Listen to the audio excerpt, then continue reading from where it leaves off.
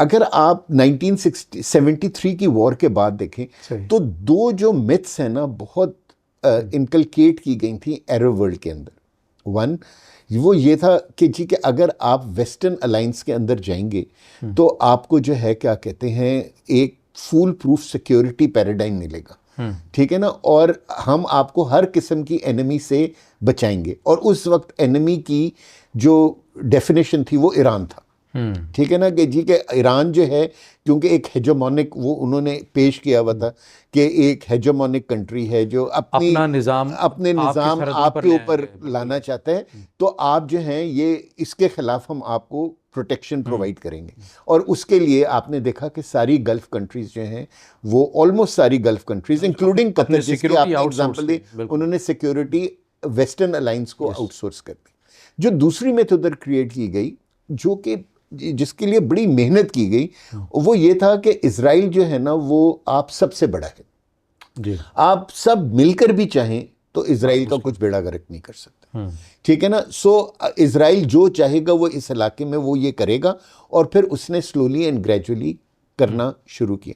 और आप इसलिए देखिए कि उसके जितनी बॉर्डरिंग कंट्रीज हैं, सीरिया, इराक, जॉर्डन, ये सारी कंट्रीज हैं वो जो है वो उसके हेजेमोनिक, इजिप्ट, जो सारे वो सारी जो है ना उसके हेजेमोनिक डिजाइन्स के आगे अपने आप को बेबस फील करते हैं। तीसरी चीज जो थी वो ये था कि बिकॉज ये सोच मुसलमानों हुक्मरानों के अंदर डाल दी गई थी, तो एक वो जो यूनिटी थी ऑफ मुस्लिम ब्रदरहुड जो जिसके ऊपर हमारा रिलीजन भी हमें कहता है, और अब हर एक को उसकी ज़रूरत भी महसूस हो रही है, वो जो है ना वो हम मुसलमान दुनिया से बहुत दूर थी कि ना हमें कोई यूनिटी नज़र नहीं आ रही थी। ना हमारी जितनी मुसलमानों की ऑर्गेनाइजेशंस थी लाइक OIC, अरब लीग, उनकी कोई वैल्यू नहीं थी। ना आप किसी भी अरब कंट्री को आप उसके ऊपर इजराइल अटैक कर दे तो दूसरी कंट्रीज बस खड़ी होके देखती रहती।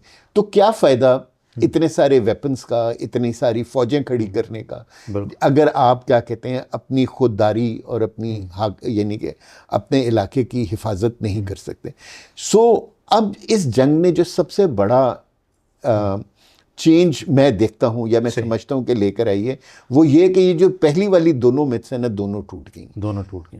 अब अरबों को ये एहसास हो गया है कि हम कितना ही अमेरिकन कैंप में चले जाएं, अमेरिका हमें फूल प्रूफ सिक्योरिटी नहीं दे सकता। दूसरा उनको ये एहसास हो गया है कि जो है ना इजराइल इनडिफिटेबल नहीं है, उसका भी खून उस तरह बह सकता है जिस तरह मुसलमानों का खून बहता है, वहाँ भी बिल्डिंग्स उसी तरह तबाह हो सकती हैं जिस तरह हमारी बिल्डिंग्स तबाह जी, और हमारे बम भी इसी तरह वहाँ गिर सकते हैं जिस तरह उनके बम हमारे ऊपर गिरते हैं। सो ये जो एक मिथ थी ना कि इजराइल इज इनडिफीटेबल, वो मिथ टूट गई। तो मेरे ख्याल में ये जो है ना सबसे देखें पहले हमेशा जो चेंज आती है ना वो सोच में आती है। जब सोच तब्दील होती है ना तो फिर अमल तब्दील होते हैं, ठीक है ना। सो इस जंग ने 3 महीने में उस सोच को तब्दील करके रख दिया। और मेरा ख्याल है कि इस वक्त ईरान और गल्फ कंट्रीज जितनी हैं वो इस चीज़ का एहसास करती हैं। और आप इसीलिए देखिए कि अगर हम पिछले 2 हफ्तों की अगर देखें तो आप देखेंगे कि जो वज़ीर ख़ारजा हैं हर मुल्क के वो ईरान से बात कर रहे हैं और ईरानी वज़ीर ख़ारजा जो हैं वो उन लोगों से बातचीत कर रहे हैं। और जब इस जंग में आप ये देखें कि इस जंग में अमेरिका और इजराइल की सिर्फ एक ही कोशिश थी कि किसी तरीके से गल्फ कंट्रीज ईरान के खिलाफ उस कोलिशन में शामिल हो जाएं। लेकिन मैं तारीफ़ करना चाहूँगा क्या कहते हैं सारे जो गल्फ लीडर्स हैं उनकी कि उन्होंने ये बेट नहीं ली।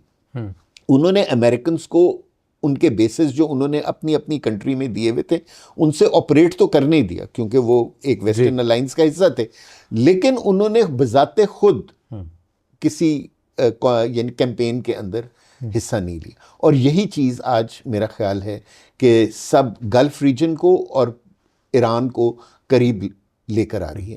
और अगर ये सब करीब आ जाते हैं तो मेरे ख्याल में इससे बेहतर अमल कोई नहीं होगा। जो हमारे यहाँ मुसलमानों के बीच में पिछले 30-40 साल के अंदर जो फ़िरकावारियत की बुनियाद के ऊपर डिफरेंसेस पैदा किए गए थे वो ख़त्म हो जाएंगे। जो इलाकाई बेसिस के ऊपर अरबी और अजमियों की जो एक बुनियाद के ऊपर जो डिफरेंसेस पैदा किए गए थे वो ख़त्म हो जाएंगे और ये पूरा इलाका जो है वो फिर दोबारा इकट्ठा हो जाएगा। और जब हम आगे बात करेंगे तो देखिए वो अल्लाह ताला ने वो जियोग्राफी भी इस तरह की बना दी है कि अब गल्फ जो स्ट्रेट ऑफ हॉर्मूज है या जी ना, अब वो एटम बॉम्ब से एक बड़ी चीज़ ईरान के हाथ में आती हुई नज़र आ रही है उससे पूरी मुतासिर। और स्ट्रेट ऑफ हॉर्मूज की वजह से सारी कंट्रीज़ जो हैं जो पर्शियन गल्फ में और गल्फ ऑफ ओमान में ट्रेड करती हैं या उनके थ्रू ट्रेड करती हैं, उनको एहसास हो रहा है कि यार जंग आंसर नहीं है बल्कि दोस्ती और अफाम तफहीम के साथ